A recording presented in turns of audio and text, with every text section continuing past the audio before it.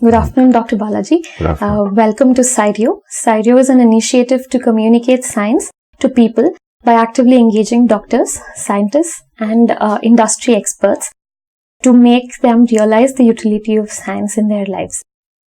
In this interview, our focus is on understanding how heart diseases are related to diabetes. Could you please introduce yourself to the audience in brief? So I'm actually a practicing diabetologist and physician. So currently I'm working with the Apollo group, which is called the Apollo Sugar Clinic. So I practice in Padmanabh Nagar and I also practice in JP Nagar. So if you see, my core competency is to look at non-communicable diseases, mainly these lifestyle diseases. So I look at diabetes, hypertension, dyslipidemia, and also the complications that are associated with diabetes. Being a diabetologist, could you brief the audience about diabetes in general? Okay, so when we are actually talking about diabetes, there are several forms of diabetes, but when we take a look at the primary forms of diabetes, it's mainly type 1, type 2 and something called gestational diabetes. Now, type 1 diabetes is also known as juvenile or diabetes which occurs in the young population. So generally it will be like young individuals either in their teens or maybe they've just achieved their puberty, and or even young children who have recently been diagnosed with very high sugars. And what is characteristic in them is that most of them tend to get a condition called diabetic ketoacidosis, which is actually an emergency. And many of them are detected first time with that, where they are rushed to the hospital. When you check the blood sugars, it's about 300, and they have the so-called ketone bodies in the urine. So immediately then they have been started with an insulin infusion, and they've been given IV fluids to correct the underlying disorder, and then lifelong they will have to be on insulin. So that is type 1 diabetes. But since our topic for today is more of diabetes and heart disease, so this is more commonly seen in type 2 diabetes. And I'll come to type 2, but then gestational diabetes is something that occurs in pregnant women. So basically they develop blood sugars only during that period. And after delivery, the blood sugars will normalize, but then there is a risk in the future for them to develop type 2 diabetes. So it's almost like in the next 5 years, there is a 50% risk for those women to become a type 2 diabetes.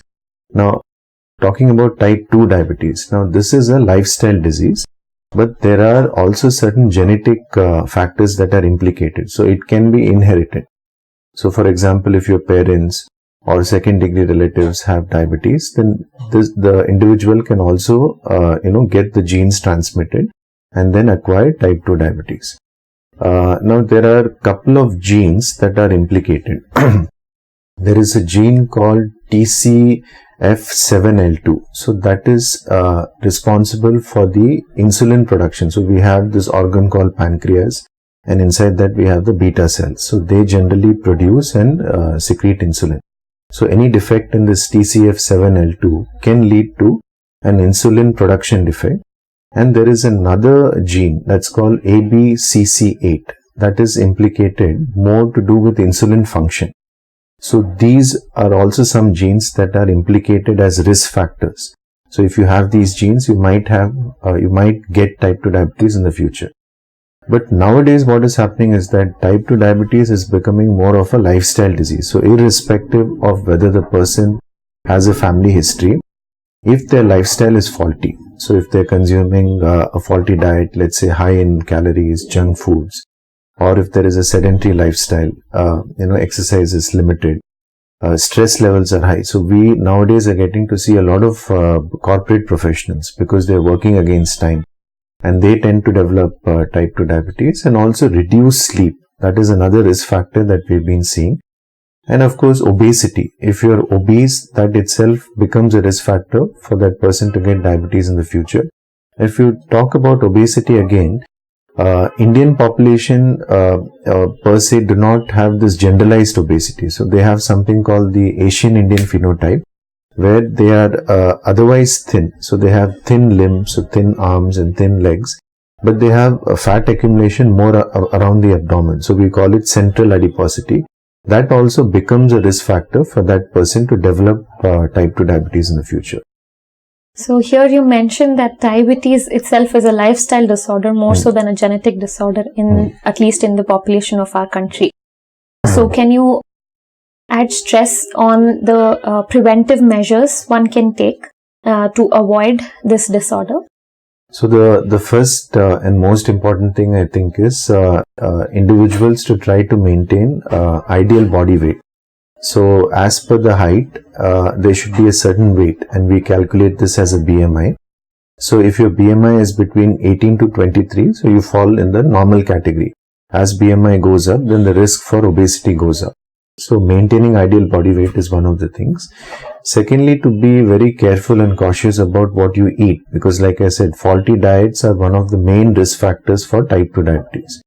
So eating a lot of vegetables, a lot of colorful things, so fruits, vegetables, and reducing sort of junk food consumption, fat food, high caloric food consumption could again reduce the risk of type 2 diabetes. And other thing is to be mobile, that is to exercise, because nowadays if you see, most individuals have a desk top sort of a job, so they are mostly sedentary. So I think around 45 minutes of just brisk walking per day would help most individuals. But if you're less than 40, you can also be involved in other kind of activities. Nowadays, if you see, there are so many health and fitness centers, at least you have in urban areas, urban cities. So I think, doing aerobics, doing yoga, doing other resistance training like weightlifting and all in younger individuals would definitely at least reduce the risk of diabetes.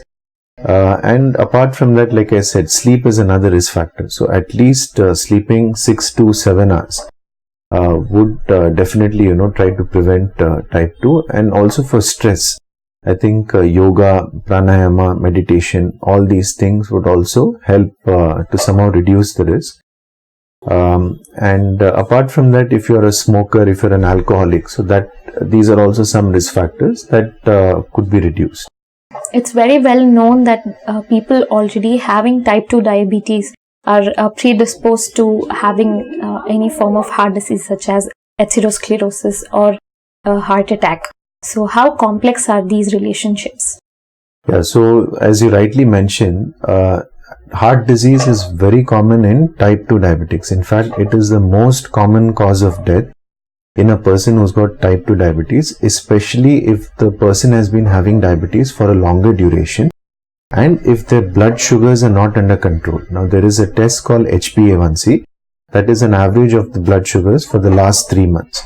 So if an individual has been living with high HbA1c for several years, then automatically that person has a higher risk for heart disease. Now, when we are talking about heart disease as well, one is the atherosclerosis bit. Other bit what we are getting to see very commonly is called heart failure. So heart failure, again, a lot of studies have now directly linked type 2 diabetes and a high blood sugar environment directly to heart failure. So atherosclerosis is nothing but actually a plaque buildup that happens in your arteries that supply the heart. These are called the coronary arteries. So as this the plaque buildup increases, then that person is at a risk of getting a heart attack, because what happens, the blood flow to the heart keeps reducing, then eventually that particular portion of the cardiac muscle would not get enough blood supply, and then they go into something called myocardial infarction, which is also known in layman terms as a heart attack. Now, heart failure is another thing. Heart failure, the muscle of the heart becomes weak. It's also called diabetic cardiomyopathy. Because of high sugar, longer duration of diabetes, that blood sugar is directly toxic for the muscle of the heart. So as you know, the function of the heart is to pump blood to the peripheral tissues. So if the muscle becomes weak, then it is not able to meet the peripheral demands of blood and oxygen supply. And over a period of time, these people are also at a risk of getting something called cardiac arrest because of heart failure. So these are the two conditions that type 2 diabetics can get in their lifetime. Has research reached a point where it can clearly tease out the interdependencies of these lifestyle disorders? So research, there is a lot of research going on. In fact, in non-communicable diseases, I think diabetes, heart disease, they are at the top of the list for research. But still, although the amount of research and papers that are available, they talk about all these risk factors, still I think as treating physicians and patients who get treated, still I think around only 30 to 40% of patients around the world, it's not only in India, are able to have their blood sugars under control. So there are several other challenges. It can be in terms of resources, education, awareness. So a lot of things still need to be done at a grassroots level if we really have to tackle this tsunami of diabetes and especially heart disease. Do you see ways of clinical and research groups working together to get therapies for heart diseases from bedside to bedside? Yeah, so that is definitely important because like you said, research is an integral and it is a core element for diabetes management and also for treating heart diseases. Unfortunately, in our country, research is not at the league that you see in Western countries. So I think one of the things that has to be done is a research curriculum has to be inculcated in the medical courses for undergraduates and postgraduates. So that in turn would improve their understanding and it will also increase their interest to do research. And then subsequently, once they become practicing physicians, they can have their own research, which can be then, translated, published in journals, reputed journals, or presented as papers. And secondly, this research can be communicated to the world because India has a dearth of data. There is, all kinds of people with conditions and complications. So if we know how to capture this data, do research adequately, then we can actually tell the world how diabetes can be better managed. Do you have to add on to the point that is there any more technology, infrastructure or research that is necessary for the medical fraternity to improve lifestyle disorder outcomes for patients? Yeah, so technology when you talk about, so now there are a lot of technological advances that are happening currently in type 2 diabetes management. So if you see, there are more advanced so-called glucose monitoring systems, wherein you attach certain devices which will record your blood sugars. So that helps physician to make better choices, better decisions in terms of managing the condition. Also in terms of therapeutics or management, so there are so-called insulin pumps or other insulin delivery devices which are available, which are still in research. So technology, I think, definitely goes hand in hand with non-communicable diseases like diabetes because it's a lifelong disorder. There's no cure for type 2 diabetes. You can only keep it under control. So a lot of technological advances are happening and will keep happening in the future. If a patient has a pre-existing lifestyle disorder such as diabetes, type 2 diabetes, how can they keep in check for any heart incidents?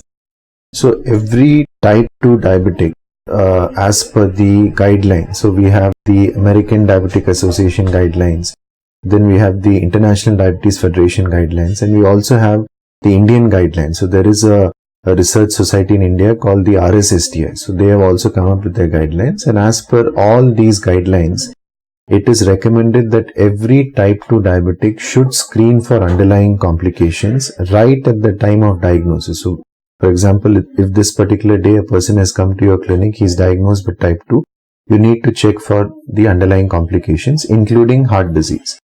And after that, if the person is free from the complications, then at least once in a year or once in 6 months, they have to check.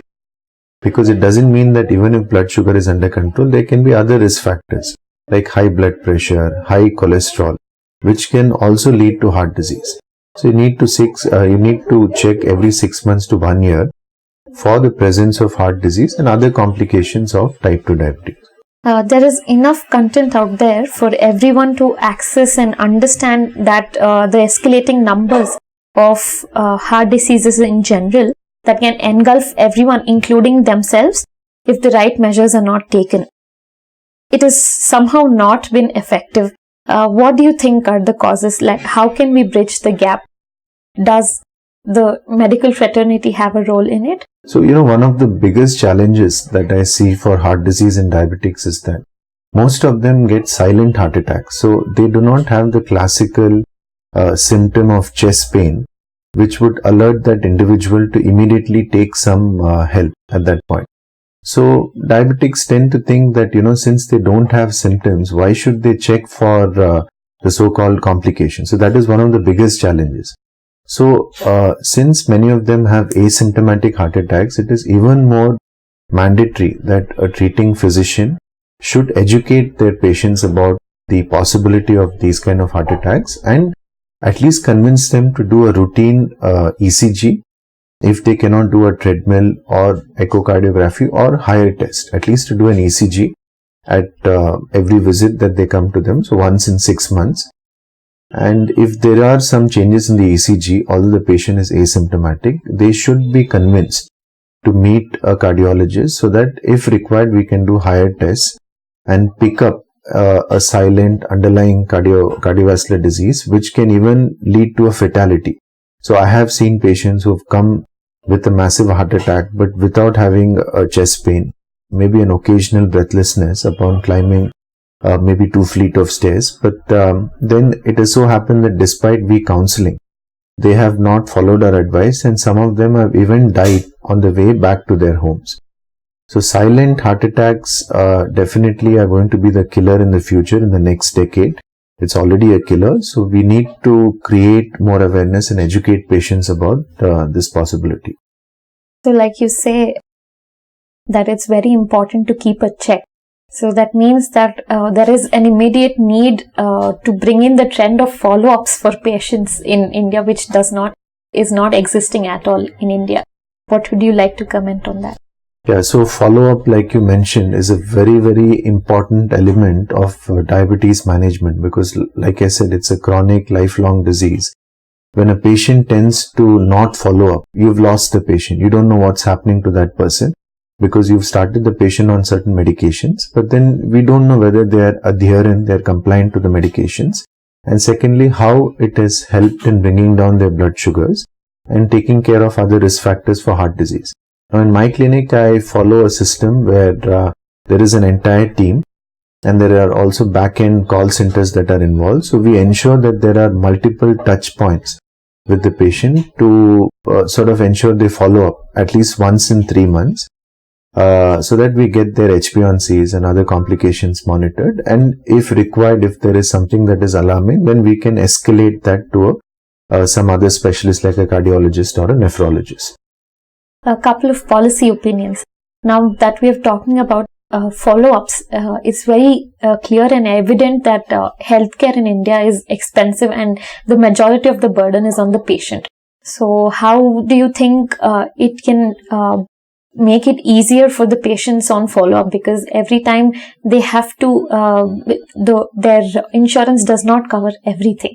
So what is your take on that? Yeah, so insurance, when you talk about the healthcare policy currently in India, so healthcare is, more driven by the private sector and less by the public sector, because what has happened, unlike the Western countries, healthcare is completely covered by the state policy. So it's the government that takes care of their citizens. So you pay higher taxes and you're covered for all the tests as well as the medications. Here it's a different ball game. So definitely it is an expensive affair for patients, because if you see in a country like India, I think the healthcare budget or spending is around probably less than 2%. So that explains, that the infrastructure may not be up to the mark in government hospitals. So patients cannot avail the necessary and more important diagnostic tests. So that is one part. Secondly, even when it comes to treatment, they might not receive the latest, medications in terms of insulin or other glucose lowering agents, which you might get in a private sector. So definitely it is a big challenge that I've seen in my practice, because my hands are tied up when it comes to, writing certain diagnostic tests. And more importantly, in terms of management, because I try to practice more of modern scientific medicine. So in that I have to use the newer insulins and newer drugs. And they are an expensive affair. So many times patients come back that we cannot afford these medications. I might have to put them on the older medications at times. But yeah, so this is a definite challenge that exists in our country compared to the other countries. The government addressing the public in general, there are health camps and regular boot camps to keep in check and help them track their health in progress. But do you have anything more to add that the government can do? Yeah, so now since diabetes, type 2 diabetes is becoming a lifestyle disease, it is affecting more and more people in the younger age group. So I tend to see a lot of people who are working in software companies, who are working in call centers. So basically I'm seeing type 2 diabetes as early as in their early 20s and probably early 30s. So which means that we need to do a lot of awareness talks, awareness camps, right at a grassroots level, that includes at schools first. So we can start at schools, then probably go to junior colleges and then universities. So at every level, I think some amount of education has to be imparted, so that from a young age, these young minds tend to understand the importance of lifestyle diseases. In fact, I do remember once I even mentioned, there was another interview that I had given. So they asked me about what else can we do that can really make an impact. So I feel that, if you see a cigarette pack, they give you these statutory warnings. If you smoke cigarette, you're at a risk for getting cancer. I think any food product which is high in calories and which is, sort of high in fat, carbohydrate content should have a label on that, apart from the nutritional value that is given. Consumption of these kind of foods increases the risk of obesity, type 2 diabetes, hypertension, cholesterol, heart disease. So that has to come in the label. Maybe that creates some awareness. And of course, in schools, we need to start at at an early level, so that these children, as they go forward, they can try to at least have a more of a balanced lifestyle. And if possible, stay away from junk food and be more physically active. Would you like to add to the discussion anymore? So I think so. You did mention about the screening camp. So that is one part of the story. Other part is once you're diagnosed with diabetes, so they should get the adequate care in terms of the testing and medication. So I think if some of the newer medications could come under the state policy, the government policy, then they can avail the latest treatment. So that is a big challenge that I see now. And apart from that, regular follow-ups, because we didn't talk about the follow-up. So following up the patient, ensuring that their HbA1cs are kept under control, and other risk factors like high blood pressure, cholesterol, obesity. So if these risk factors are taken care, including smoking and alcoholism, then we can sort of prevent the complications and end organ damage that happens with these non-communicable diseases. Thank you for your valuable time, Doctor. Okay, welcome.